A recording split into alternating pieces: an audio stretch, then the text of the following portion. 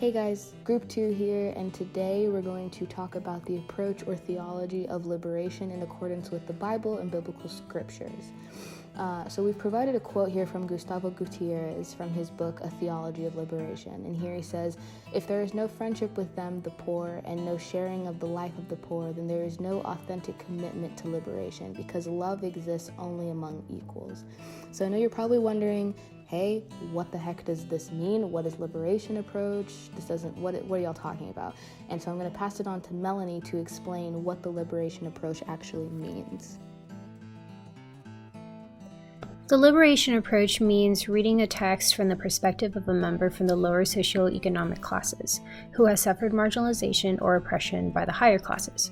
This approach advocates a preferential option for the poor, often draws on Marxist economic theory in its analysis, and advocates for social change. There are three basic tenets of liberation theology.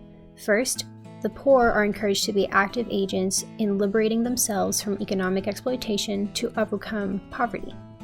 The second is the recognition of free will, which provides liberation from fatalism, which is someone being helpless in changing their future or destiny. And third is liberation from sin, which is the ultimate form of liberation that enables communion with God. Liberation from political, economic, and spiritual oppression happens through communal systemic change, which, as a possible justified last resort, may necessitate a violent revolution. So Gustavo Gutierrez, he's a whole legend in my eyes. He's a Roman Catholic theologian and a Dominican priest, as well as a professor, who is considered the father of liberation theology, which we know emphasizes a Catholic duty to aid the poor and oppressed through involvement in civic and political affairs. He was ordained a priest in 1959, but before that, he earned a degree in medicine at the National University of Peru in Lima, and he also earned a doctorate in theology at the Catholic University of Lyon in France in 1985. He was established a priest at the Christ the Redeemer Church in Rimac, Peru, and in 1974 he founded and directed the Bartolomé de las Casas Institute in Lima to minister to the poor. He also taught at other universities in Peru and other universities and colleges in Europe and in North America, including the University of Notre Dame in Indiana. He's the author of many books and articles. His best-known work is A Theology of Liberation, he made in 1971, which is the foundational text of the liberation theology. In this work, Gutierrez developed a new spirituality based on solidarity with the poor and called on the church to help change existing social and economic institutions to promote social justice.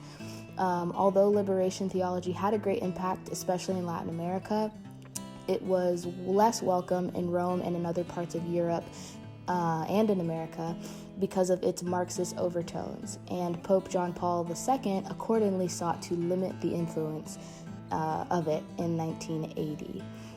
However, Gutierrez was granted numerous honorary degrees and awards from institutions throughout the world.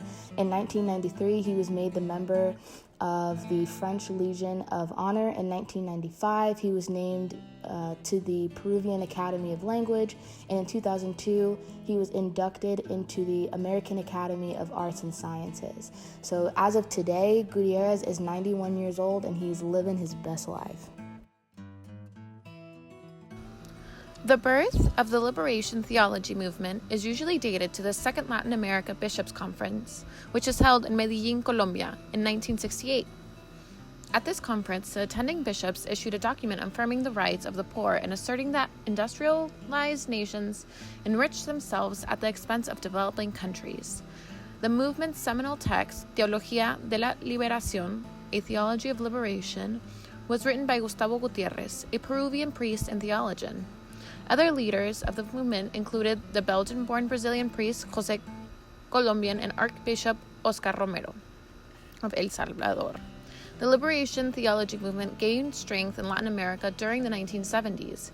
Because of their insistence that the ministry should include involvement in the political struggle of the poor against the wealthy elites, liberation theologians were often criticized, both formally from within the Catholic Church and informally, as naive, purveyors of Marxism and advocates of the leftist social activism. By the 1990s, the Vatican, under Pope John Paul II, had begun to curb the movement's influence through the appointment of conservative prelates in Brazil and elsewhere in Latin America. Hey guys, it's Leanne. Today I'm going to be talking a little bit about liberation theology insofar as how it intertwines with what we know about Marxism. So let me read you off a little bit. Liberation theology can be related in theory to overall aspects of Marxism by examining specific praxisms of each on the fact that both ideologies focus on the social and economical disadvantages of the poor and oppressed. In the vein of liberation theology, some sects of the Christian church turned to what is called orthopraxy, which is the focus of doing what is right and ethical for the people, as opposed to focusing on faith and grace. Most Christian leaders and laypersons who subscribe to liberation theological practices and orthopraxy feel as though doing what is right and just for the oppressed peoples is the true way. However, some officials and scholars feel that liberation theology puts too much emphasis on its Marxist tendencies, placing it above the actual teachings of the Bible and faith itself. Take a look at this short video. What are your thoughts on how liberation theology and Marxism is portrayed in this video? Scripture through a liberation lens. Human conflict roots from a broken fellowship with God, which all of humanity suffers.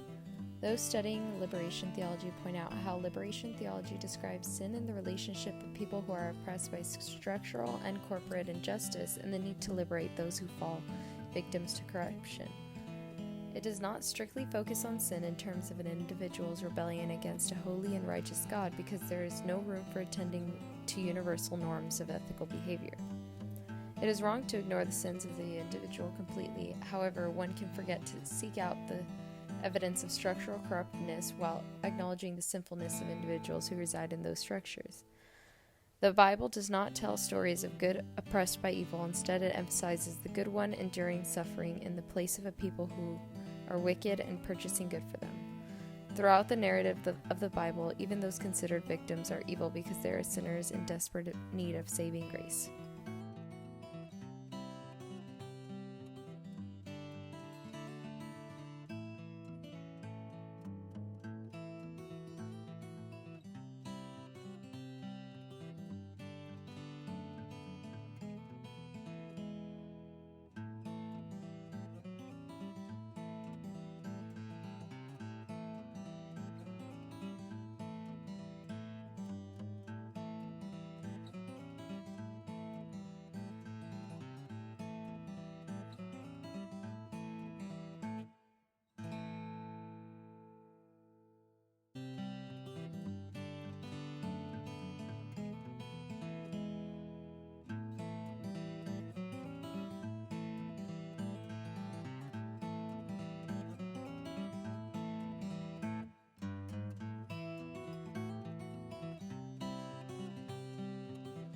My name is Lexi Alanis, and today I will be discussing liberation theology in society over the years, and also how it is still influential in modern society.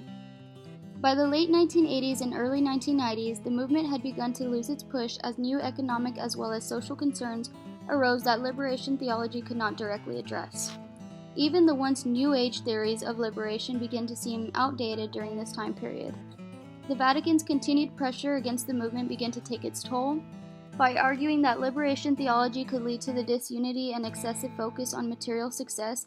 Opposition was able to successfully undercut the more noble goals of this movement. A newly found focus on spirituality added an otherworldly dimension that liberation theologians had long sought to avoid. People began to associate liberation theology with a loss of faith. By the 1980s, the Catholic Church had proposed reconciliation theology as a means of opposition to liberation theology.